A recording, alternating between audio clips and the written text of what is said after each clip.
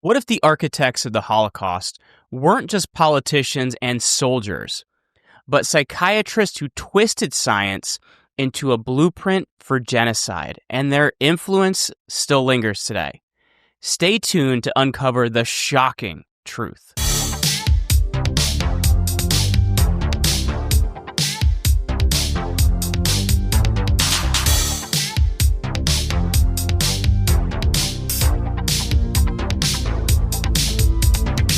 Welcome back to the Jeremy Ryan Slate Show. I am your host, Jeremy Ryan Slate, CEO and co-founder of Command Your Brand, your source for appearing on top podcasts as a guest.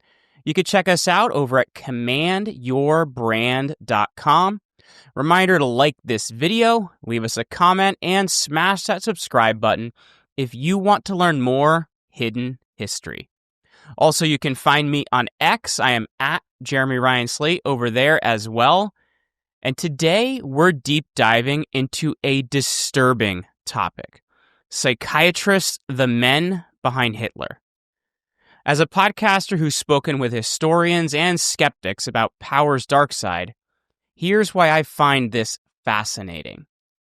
The Nazi horrors weren't just random. They were systemized by medical professionals who abused their authority. We'll ground this in research, mainly sourced from the book Psychiatrists, the Men Behind Hitler, by Thomas Röder, Volker Kubillus, and Anthony Burwell.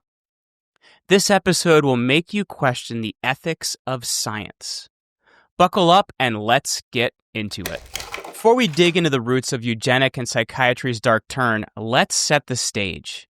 In the early 20th century, Germany was a scientific powerhouse, but ideas of racial purity infused with psychiatry paved the way for Nazi horrors.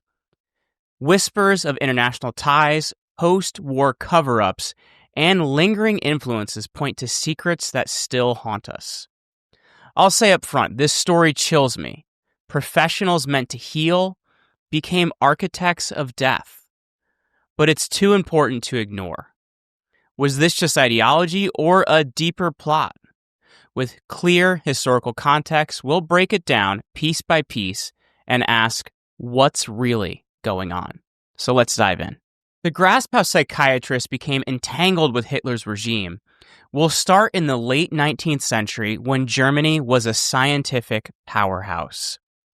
After unification in 1871 under Otto von Bismarck, places like Munich and Berlin became hubs for psychiatry.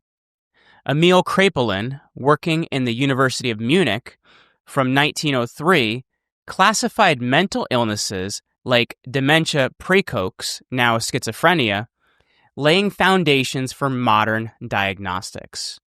But this era birthed eugenics, the pseudoscience of improving humanity through selective breeding. Coined by Francis Galton in 1883 in Britain, it exploded in Germany. Alfred Pletz founded the Society for Racial Hygiene in Berlin in 1905, advocating sterilization for the, quote, unfit. Ernst Rüdin, a Swiss psychiatrist, moved to Germany in 1907, collaborated with Pletz, directing the genealogical demographic department in Munich from 1917. World War I devastated Germany, with 2 million dead and an economic collapse. The Weimar Republic formed in 1919, and Weimar faced the 1923 hyperinflation crisis. Wheelbarrows of cash just for bread. Psychiatrists viewed mental illness as a drain on society. In 1920, Carl Binding, a lawyer, and Alfred Hoche, a Freebird psychiatrist, published Permitting the Destruction of Life Unworthy of Life, calling the disabled empty human husks. Eugenics wasn't unique to Germany. The U.S. sterilized 60,000 by the 1930s under laws upheld in the 1927 Buck v. Bell Supreme Court case. But in Germany, it fused with racism, setting the stage for the Nazi regime. And here's why I find this fascinating. My podcast guests often say science without ethics is dangerous. These ideas started as progressive but turned deadly. Hitler became chancellor on January 30th, 1933 in Berlin, promising a 1,000-year Reich. Reich is German for kingdom. It relates to the Roman Empire and the Holy Roman Empire. You can read more about it in a future episode we'll do. Psychiatrists aligned quickly. Ernst Rüdin, now at the Kaiser Wilhelm Institute in Munich, joined the Nazis in 1937 and helped to draft the July 14, 1933 Sterilization Law, affecting 400,000 by 1945, per the Holocaust Encyclopedia. The conditions targeted: schizophrenia, epilepsy, alcoholism, and many more, all deemed hereditary. By 1939, things escalated. Hitler's secret September 1st, 1939 memo authorized, quote, mercy killings for the incurably ill, launching the Aktion T4 from the headquarters at Tiergartenstrasse 4 in Berlin. Psychiatrists selected victims via questionnaires to be sent to asylums. And here's the key sites. Grafeneck Castle in Württemberg opened in January 1940, Brandenburg in Berlin, Hartheim in Austria, Sonnenstein in Saxony, Bernburg, and Haldemar in Hesse. They used carbon monoxide gas in fake showers, killing 70,273 by August 1941 per official Nazi records, which were cited at the Nuremberg trials. Psychiatrists led. Werner Heide of Würzburg coordinated from Berlin, and Hermann Piefenmüller starved children at Eglinghar Asylum near Munich, calling it the natural method. Karl Schneider at Heidelberg University experimented on brains of euthanized victims. The T4 tech transferred to death camps like Auschwitz in occupied Poland, where psychiatrists like Irmfried Eberl commanded Treblinka from July 1942. And here's some historical context. This was, quote, racial hygiene, echoing 19th century social Darwinism, but industrialized. I find this truly shocking because it shows how professionals enable atrocity. Over 45% of German physicians were Nazis by 1945. Comment below. Knowing psychiatrists led these programs, does it change how you view medical history? So let's spotlight the men. We're going to look into the profiles of who these guys actually were.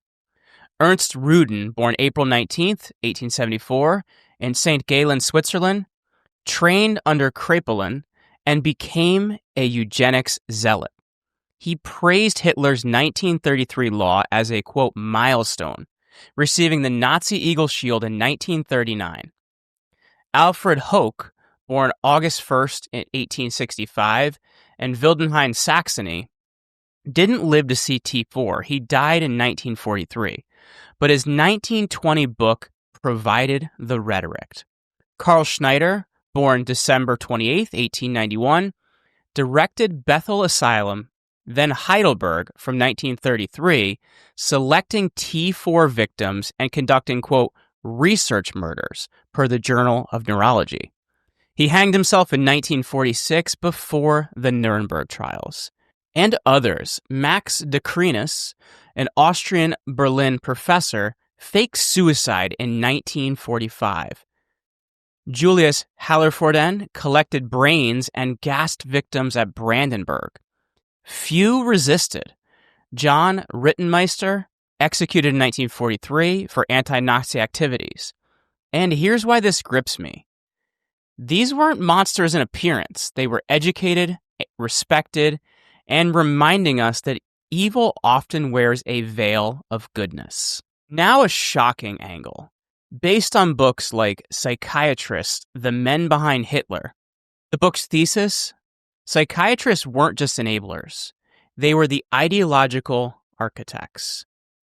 Indoctrinating Hitler via eugenics texts and their, quote, heirs influence to modern psychiatry, education, and policy. They have international ties. Rüdin received Rockefeller Foundation funding pre-1933 for Munich research, per the Holocaust Encyclopedia. Was this unwilling support for Nazi science? This is purely speculative, but some theorists suggest a global elite agenda, like myself, to control populations echoing U.S. eugenics exported to Germany. And what about a post-war cover-up? Many psychiatrists escaped the justice system. Rüdin, denazified with just a fine, dying free in 1952. Only 20% of T4 doctors were prosecuted. Was this to preserve psychiatric knowledge for post-war mind control? This is purely speculative, but MKUltra documents show the U.S. interest in Nazi experiments. Today we see modern echoes. The book claims psychiatric influence in, quote, dehumanizing society today, in over-medication, labeling dissent as illness. Seeing the condition of our current society today, this appears to be close to true. Now, I'm not claiming that psychiatry invented Nazism wholesale, but psychiatrists functioned not only as accomplices, but supported the justifying dogma. On my podcast, guest debate, was this ideology or opportunism? I lean toward it's a mix of both, but it warns against unchecked authority. Comment below. Do you think post-war leniency for psychiatrists was a cover-up? Why or why not? T4 claimed 200,000 to 300,000 lives per Holocaust Memorial Day Trust. Nuremberg's trials convicted 23, executing 7, birthing the 1947 Nuremberg Code for Ethical Research, which in the last few years has come up a lot in media. Yet many psychiatrists reintegrated, a stain on the profession. Today it reminds us to question authority in medicine. If influence persists, vigilance is key. And that's a wrap, folks, from the roots of eugenics to Nazis in power. From the key players' profiles to conspiracies lingering in the shadows. We've dug into psychiatrists, the men behind Hitler, and I would recommend that you pick up the book of the same title, Psychiatrists, the Men Behind Hitler, by Thomas Röder, Volker Kubillus, and Anthony Burwell. Was it just history or a warning for the world we live in today? You tell me. Drop your thoughts in the comments, smash that like button, and subscribe for more deep dives into history and power. Follow me on X. I am at Jeremy Ryan Slate for updates. Until next time, keep questioning, keep digging, and I'll see you on the next episode of the Jeremy Ryan Slate Show. Be well.